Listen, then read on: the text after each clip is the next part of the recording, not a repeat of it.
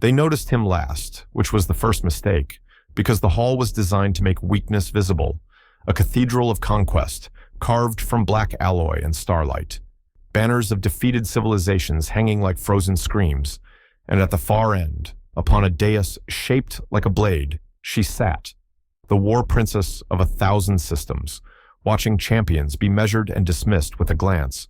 And when the human stepped forward, unarmored, unaugmented, carrying nothing but his name and the weight of a species still learning how to survive among monsters.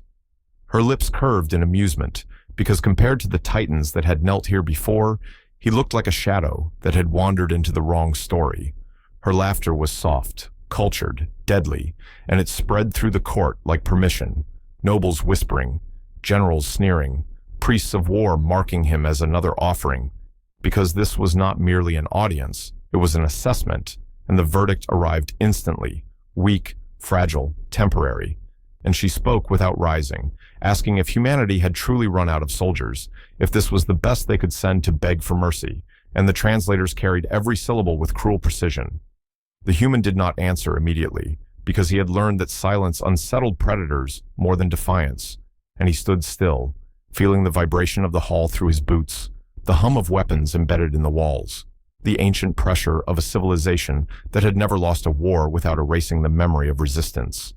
And he breathed slow and even, because panic wasted energy, and energy would matter soon.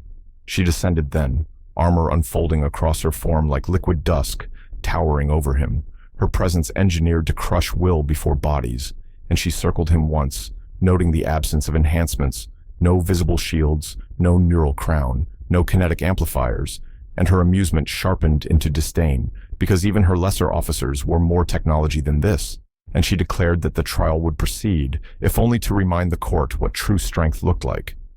The floor split open with a sound like continents grinding, revealing the proving ground beneath, a layered arena where gravity could be rewritten, and matter persuaded to forget its shape.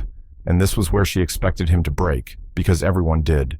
And as the field activated, pressure multiplying, space folding inward, the human took one step forward, then another, his muscles screaming as invisible weight pressed down, bones compressed, organs strained, and still he moved. The court fell quiet, not impressed yet, but curious, because survival alone was not victory, and the princess raised her hand, increasing the load, watching as the gravity spiked to levels that liquefied most biological forms, and the human staggered, one knee touching the ground, breath shuddering, and her smile returned, satisfied, because this was the moment of collapse, the proof she needed. Then he stood again, not with a roar, not with defiance, but with control, redistributing his mass, aligning his posture, engaging techniques taught in places that did not exist on imperial maps, methods developed in silence while the galaxy looked elsewhere and the gravity ceased to be an enemy, becoming instead a medium, something to push against, to borrow from, and the instrument screamed as readings drifted into impossible ranges.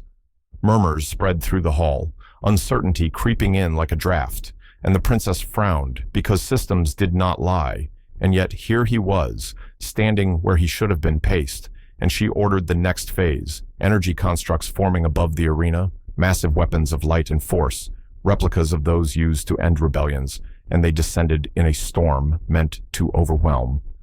The human moved then, not fast enough to blur, not slow enough to track easily, every motion efficient, minimal, each step placed where destruction would not be, where forces canceled instead of compounded, and when a hammer of light struck, he redirected it into the floor, cracking the arena. When a blade of plasma swept toward his head, he rotated inside its arc, heat singing his skin but not taking him, and the court leaned forward despite themselves.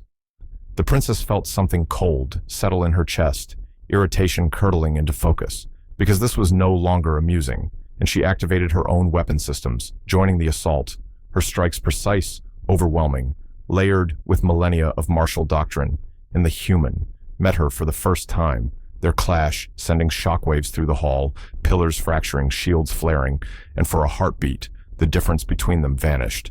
She was stronger, faster, built for war, and yet he endured, absorbing punishment that should have ended him, adapting with terrifying speed, learning her rhythm, her habits, the subtle tells before each strike. And she realized with a jolt that he was not fighting to win quickly. He was studying, and that realization was more unsettling than any blow.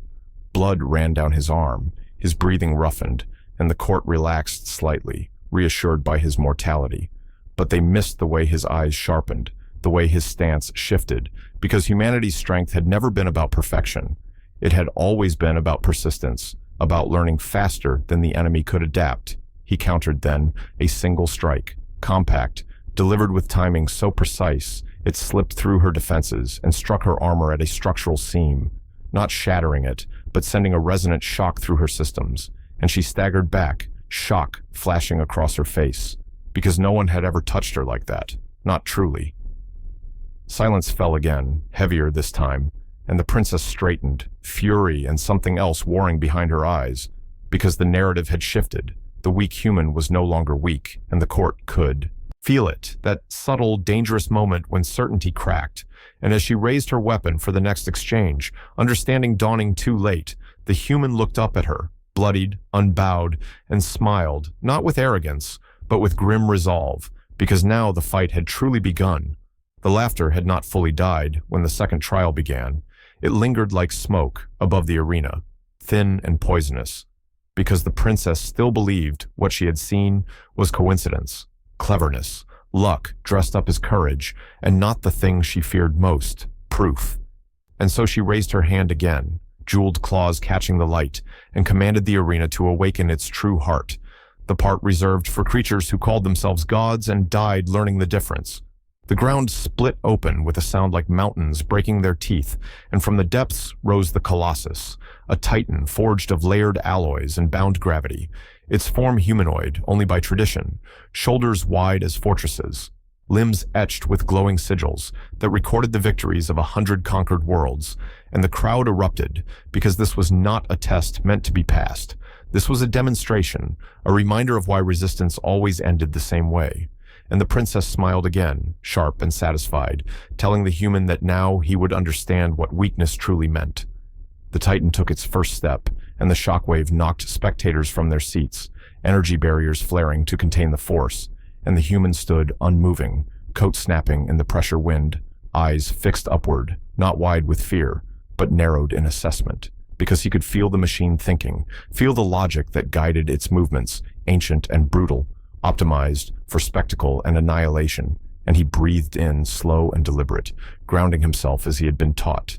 The titan swung, a massive arm cutting the air like a falling city, and the crowd screamed in delight, because this was the moment they lived for, the instant where flesh became memory, and the human moved, not away but forward, stepping into the shadow of the blow, his timing so precise that the arm passed overhead, missing him by a margin measured in heartbeats, and he drove his fist into the joint where energy and matter converged.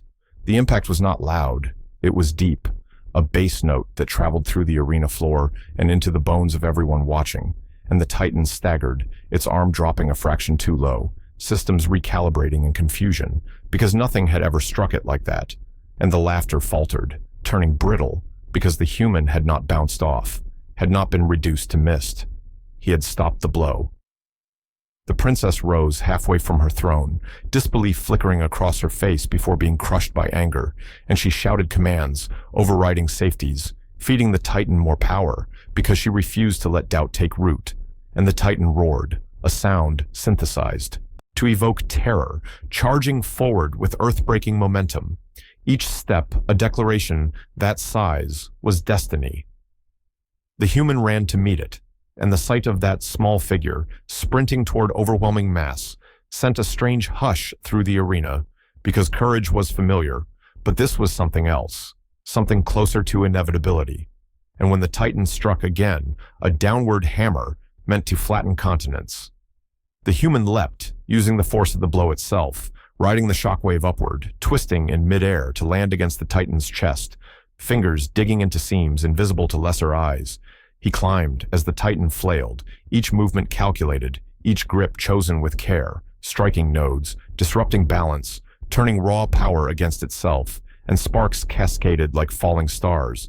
The titan's movements growing erratic, no longer majestic, but desperate, and the crowd watched in stunned silence, because this was not a fight they recognized, This was not dominance through scale. This was mastery through understanding. The princess screamed for the kill protocols, her composure cracking, and the Titan responded, energy building in its core, light bleeding through its armor as it prepared to unleash a city-ending blast. And the human felt the heat against his skin, felt the ticking certainty of annihilation. And for a moment, he remembered home, remembered skies unbroken by war, and he made his choice. He drove himself deeper into the Titan's frame, reaching the core, ignoring pain as his body protested, and he placed both hands against the blazing heart of the machine, feeling the violent rhythm of contained catastrophe. And instead of ripping it apart, he adjusted it, shifting the phase, changing the conversation between forces that had never been questioned. And the light dimmed, the roar died, and the Titan froze mid-stride. It fell then, not exploding, not collapsing in ruin, but kneeling, its immense weight cracking the arena floor in a web of fractures, and the human dropped from its chest, landing hard, rolling, coming up on one knee, breathing ragged, but alive. And the silence that followed was absolute, heavier than any sound, because a symbol had just broken. The princess stared, her mouth opening and closing without sound, because the Titan was not merely a weapon, it was doctrine made metal. The proof that her empire's way was inevitable, and it had been undone by a single human who refused to fight the way she expected, and fear finally bloomed in her eyes, raw and unhidden. The crowd did not cheer, they did not laugh, they did not speak, because something sacred had shifted, something old and cruel had been wounded, and the human looked up at the princess, meeting her gaze without hatred, without triumph, and said quietly that this was why humanity still stood, not because it was strongest, but because it learned, adapted, endured. The arena lights flickered, systems struggling to reconcile the impossible, and far beyond the world, sensors in waiting fleets registered the Titan's fall, alarms sounding across command decks because the war had just changed shape, and everyone, from ruler to soldier to spectator, understood the same terrifying truth. The human was not weak, and whatever came next would not be decided by size alone. They had already decided what he was before he took a single step forward, because the hall was built for beings who announced themselves with mass and noise, and the human did neither, standing beneath vaulted arches of black crystal, where Titans had once roared their names into history, and the princess watched him from her elevated dais with open disdain, her eyes tracing the narrowness of his shoulders, the lack of ceremonial armor, the absence of glowing sigils or biological weapons, and she smiled as though indulging a child allowed into a council by mistake, and she said aloud that the human delegation must have misunderstood the purpose of the trial, because this was not a place for diplomats pretending at warriors, and laughter followed, polished and cruel. The war banners overhead shifted, projecting memories of conquered worlds. Oceans boiled into vapor, cities folded like paper under Titan fists, because the Empire remembered victory visually, and the human felt those images press against his senses like gravity. But he did not look away because he had studied them already, frame by frame, learning not the spectacle, but the pattern, the rhythm of force, the overconfidence that followed it. And as the laughter faded, he spoke calmly, saying he was not there to impress, only to conclude what violence had begun, and the translators hesitated before rendering his words as if unsure such simplicity was allowed. The princess leaned forward, resting her chin on one jeweled knuckle, and asked if he understood what a Titan was, gesturing toward the far end of the hall where statues loomed, each carved from the remains of defeated enemies, each frozen mid-strike, muscles exaggerated into myth, and she explained that Titans were not trained, they were born, that their bones were forged under crushing gravity, their hearts reinforced to drive oceans of blood, and that what stood before her was a soft thing, evolved for comfort, not dominance, and the court murmured agreement. He nodded as if accepting a lesson, and said that humans were born soft, yes, but they learned to become something else when the universe demanded it. And that learning, he added, could be more dangerous than instinct, and this earned fresh laughter, sharper now, because learning was what prey did to survive, not what rulers did to conquer. And the princess waved a hand, signaling the transition from ceremony to demonstration, because mockery bored her once it had been expressed. The floor split open with seismic grace, revealing the proving ground beneath the hall, an immense circular arena where gravity could be rewritten. Atmosphere altered, time perception distorted, because this was where Titans proved themselves worthy of command, not by winning battles, but by surviving impossibilities, and the human descended on a simple lift, unrestrained, unguarded, while above him, the court watched with the detached curiosity of beings expecting an instructive death. The first Titan emerged with a roar that shook the chamber, a living colossus bred for siege, skin layered like continental plates, eyes burning with controlled rage, its presence alone compressing the air until breathing felt optional, and the princess announced that this was merely a test of scale, because if the human could not endure proximity, nothing else mattered, and the Titan stepped forward, each footfall registering as a seismic event across the Empire's sensors. The human did not retreat. Instead, he adjusted his stance, feet angling slightly, knees softening, spine aligning, and he breathed out, letting the pressure wash over him, allowing microfractures in the stone beneath his boots as his body compensated, and observers frowned as readings spiked, because his mass should not have allowed this. And yet he stood, skin flushing, muscles coiling, adapting in real time. And the Titan hesitated, confused by resistance where none should exist. When it struck, it did not punch. It swept an arm the size of a dropship across the arena, intending to end the demonstration instantly, and the human moved, not fast enough to be seen as blur, but precisely enough to be missed, stepping inside the arc, hand connecting with the Titan's wrist at the exact moment its own momentum peaked, and the impact sounded like a mountain cracking, not because of raw power, but because vectors collapsed into each other, and the Titan staggered, its balance betrayed by physics it had never been forced to respect. The hall fell silent, because Titans did not stagger, and the princess rose slightly from her throne, eyes narrowing, as the human followed through, pivoting, using the Titan's own mass as lever, twisting until the colossal body slammed into the arena wall, not shattered, but pinned, immobile, its rage turning to shock, and the human stepped back, breathing heavier now, hands trembling just slightly, because the cost of that movement had been immense. The princess laughed once, sharp and incredulous, accusing him of trickery, of exploiting rules meant for equals, and she ordered the gravity increased, because Titans were defined not by singular blows, but by endurance under impossible load, and the field intensified, compressing everything within the arena toward the center, stone flowing like liquid, air turning viscous, and the human dropped to one knee, muscles screaming, bones threatening to fail.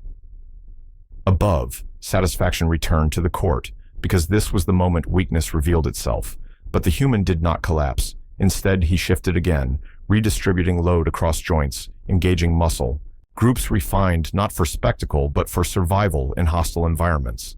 Adaptations earned over generations of fragile bodies, pushing against unforgiving worlds, and slowly, impossibly, he stood, shaking, blood trickling from his nose, eyes still clear. The Titan behind him tried to rise and failed, pinned by its own weight under the intensified field, and realization rippled outward, because the human was not resisting gravity. He was cooperating with it, letting it reinforce his stance rather than crush it. And the princess felt a flicker of unease, because this was not how Titans were fought. This was how disasters were survived.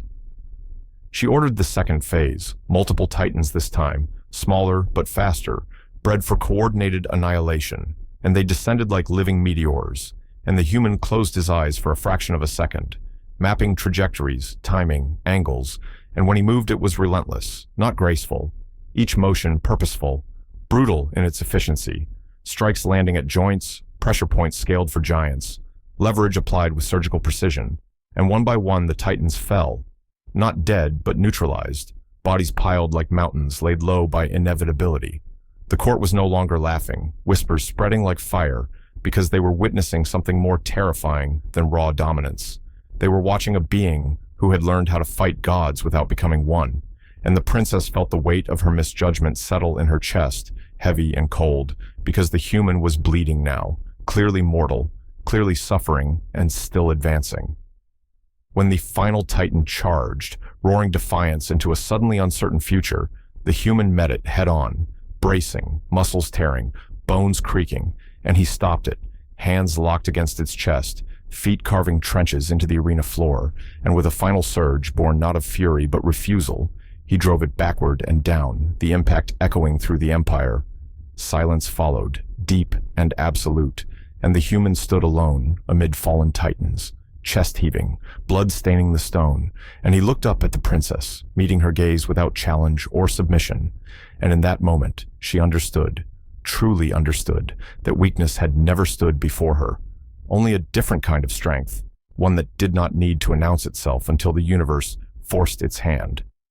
The battlefield had already learned his name by the time the fourth movement began, whispered through broken comms and trembling ranks, because what the princess had first dismissed as a fragile human had reshaped the flow of the war in a single day. And yet, she still stood upon her elevated command platform, watching him with narrowed eyes, convinced that what she had seen was anomaly, luck, desperation, masquerading as strength, and not the truth that frightened her, that a species once considered insignificant had learned how to fight like a force of nature. The human moved through the shattered plain below, smoke curling around his silhouette, each step heavy enough to crack fused soil because the exoskeletal frame wrapped around his body was no longer merely armor. It was an extension of will, powered by neural discipline and pain tolerance, refined over generations of survival wars, and every motion carried intent, not rage, not frenzy, but controlled devastation. And the alien soldiers who had once charged him now hesitated, weapons raised but fingers slack, instinct screaming that this was not prey. The princess felt that hesitation ripple outward, and anger burned in her chest, because empires did not fall to enemies alone. They fell when belief faltered, and she activated the higher tiers of command, releasing the titanic units, living war constructs bred and engineered to crush morale through scale alone, towering figures of muscle and alloy that had ended planetary uprisings by walking through cities as if they were grass. And she told herself that this would be the moment the illusion broke. The ground shook as the first Titan advanced, its roar shaking clouds loose from the sky, and the human stopped running, stopped dodging, planting his feet instead, shoulders squaring. And for the first time since the war began, he did not look small. He looked anchored, as if the planet itself had decided to stand up through him, and the Titan swung, a blow meant to erase a city block.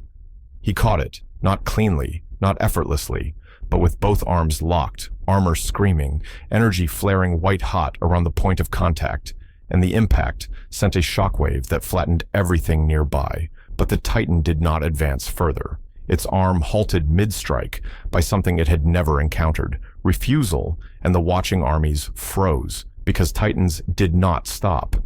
The human shouted then, not a battle cry, but a command, breath forced through clenched teeth, muscles tearing and repairing in real time under medical subroutines, and he twisted, redirecting the Titan's mass, using leverage learned in zero-gravity drills and collapsed habitats. And the giant staggered, balance lost, and fell, its fall carving a canyon through the battlefield. Silence followed, deep and suffocating, because the impossible had just occurred, and the princess felt the first true edge of fear, cold and precise, because this was not spectacle anymore. This was paradigm collapse, and she realized too late that humanity had not come to win this war by matching scale. They had come to rewrite what scale meant.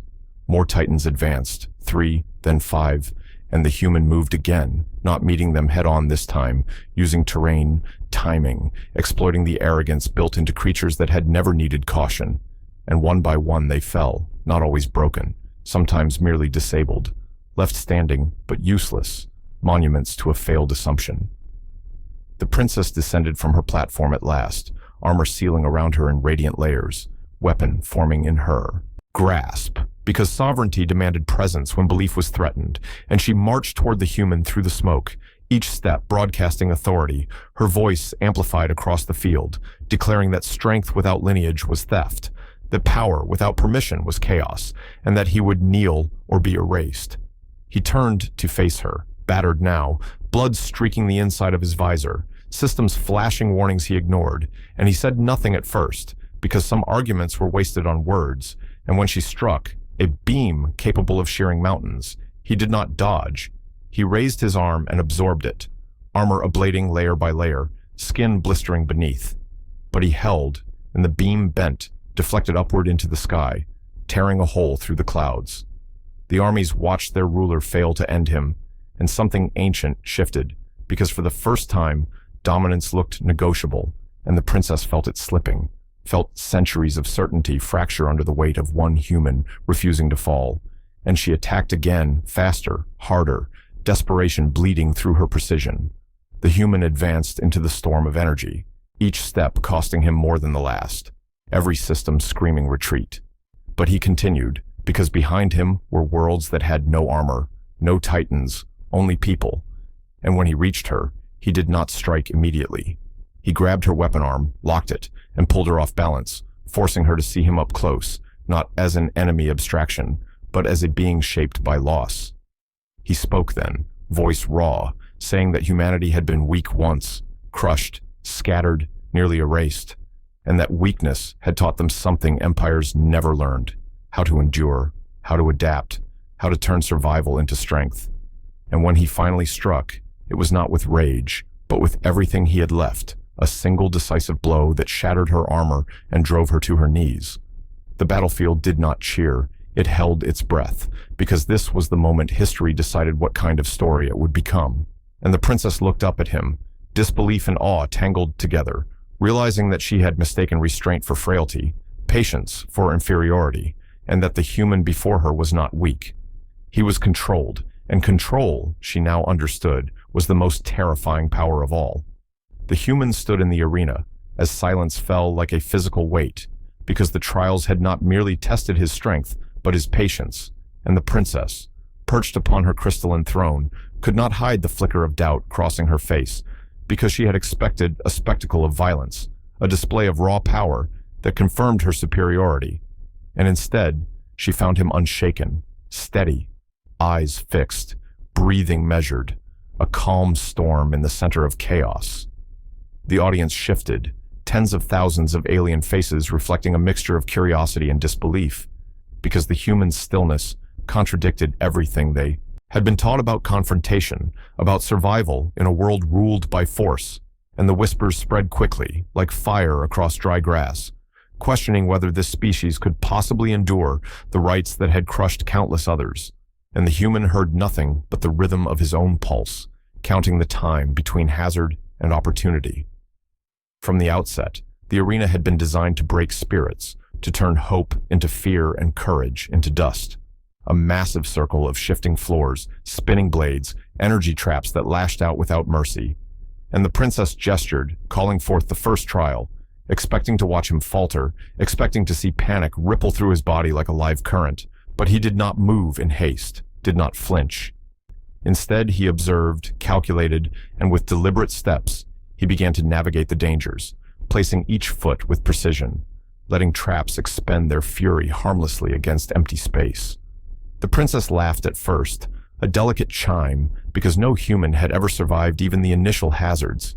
Yet he advanced, as if walking through a quiet field, his movements almost elegant, drawing astonished gasps from the crowd, and the air shimmered with disbelief, because every blade that should have claimed him glanced past, every trap that should have shredded him passed with perfect timing, and the whispers turned to murmurs of fear and excitement, because he was rewriting the rules they had believed immutable. As the trials escalated, the arena itself seemed to bend, responding to his calm with subtle changes, as if sensing a challenge unlike any before, and energy columns that had been lethal to generations of champions fizzled harmlessly when he redirected their momentum, not with force, but with understanding, aligning his own mass and balance with the arena's rhythm. And the princess leaned forward, intrigue sharpening her features, because her mockery faltered in the face of competence that demanded recognition. The crowd watched as he confronted spinning blades, moving floors, and collapsing sections, each hazard engineered to end lives instantly. Yet he adapted fluidly, using the traps against each other, redirecting kinetic energy, stepping precisely where destruction had been planned, and the spectators began to whisper of gods among mortals, because even the most skilled alien warriors had never approached this level of mastery, and the princess's amusement had shifted to something sharper, a mixture of respect and disbelief. She increased the stakes, summoning energy flares, gravitational anomalies, and layered traps designed to overwhelm, because she believed that no human could survive the combination.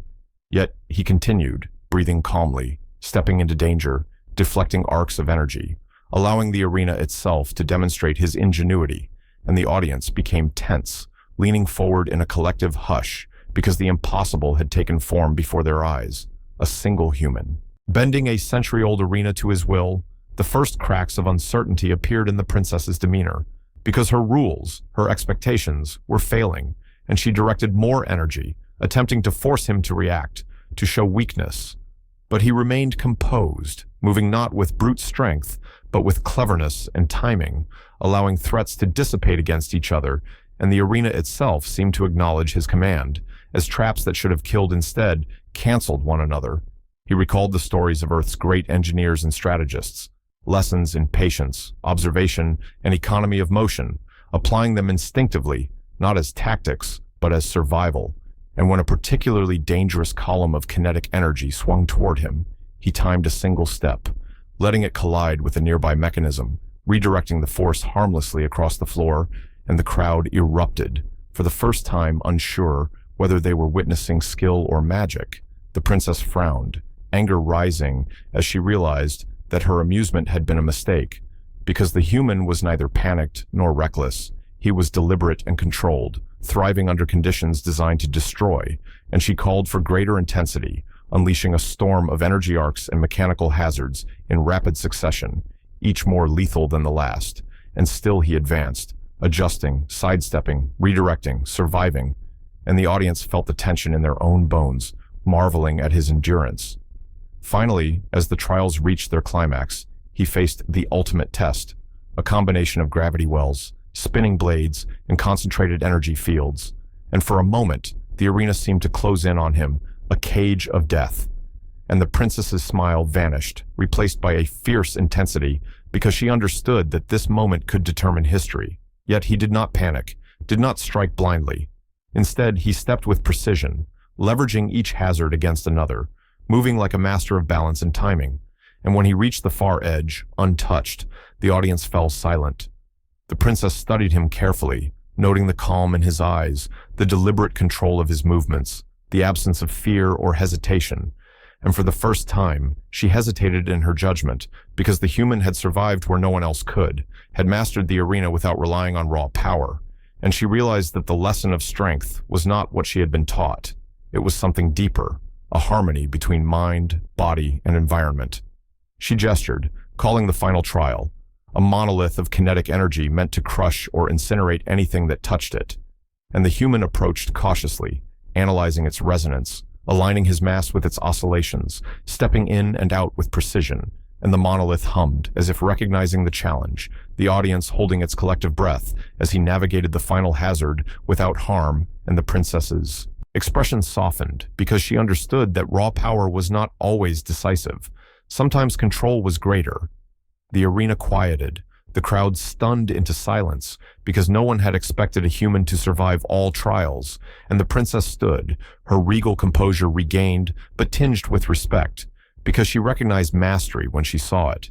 And the human, breathing steadily, looked at her directly, eyes meeting hers, not with challenge, but with quiet assurance that he had endured, and the air vibrated with anticipation, because what came next would determine the nature of the century-long conflict. The human remained poised, as though nothing had happened, yet the energy of the arena reverberated with his accomplishment. The hazards neutralized not by destruction, but by mastery, and whispers spread through the crowd, questioning centuries of assumptions, as the princess raised her hand to signal the conclusion. And for the first time she doubted that she could dictate the end, because this human had proven something far greater than survival, far greater than mere strength. Every eye in the arena watched as he paused, considering, calculating. The princess's gaze locked on him, the audience breathless, because a single moment of choice could rewrite history, and the human, unbowed by mockery or hazard, took the first deliberate step toward demonstrating that power was not merely physical, but measured in the wisdom of timing, precision, and restraint. And the arena itself seemed to acknowledge that the impossible had become reality. The trials concluded not with destruction, but with demonstration, and the human's endurance had turned expectation on its head. The princess silent, the crowd stunned, and for the first time in living memory, the arena bore witness to not a death or a display of raw might, but the triumph of intellect, patience, and courage under pressure, a lesson the galaxy would not soon forget. And so the humans stood, alone yet undefeated, the princess observing, the audience in awe, and the arena itself humming quietly, as though approving, because a new definition of strength had been written, and it was not what anyone had anticipated.